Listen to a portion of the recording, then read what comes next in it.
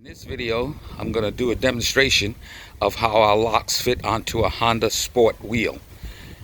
Our precision engineered wheel locks, there's virtually zero clearance between the rim and the lock, which means it cannot be removed without the key. Well, Ben has taken the nut off, and then we got to give it a little try on there. He's going to show you how easy it is to go on there. And again, Ben is not a mechanic. He's just a beautiful soul. He's been nice enough to come down here with all this social distancing and allow me to film this video. Here he goes. He's putting it on the wheel. Anyone can do this in minutes. Takes no special tools. It's just your lug bar out of your trunk, and you just screw it on the way you see Ben doing right here.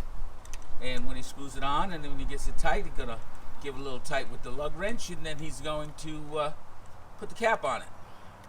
And before he does that, we're going to show you how nice and snug it fits into the wheel, because it's the secret to our wheel locks here is the fact that you can't get a socket on top of it to take it off, which is traditionally the way that a thief will use to steal your wheels. Because as long as they can put a socket on it, they can steal it. Ben, it's not. Okay. Give me some room, Ben. Social distancing. Let me show the folks how nice and tight it fits in that hole.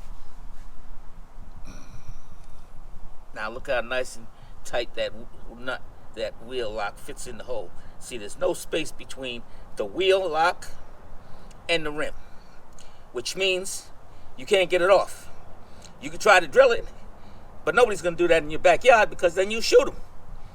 Okay, we're going to let Ben put the cap on it.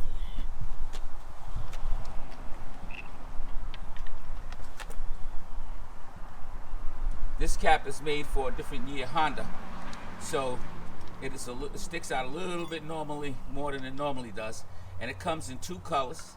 It comes in silver and it comes in black.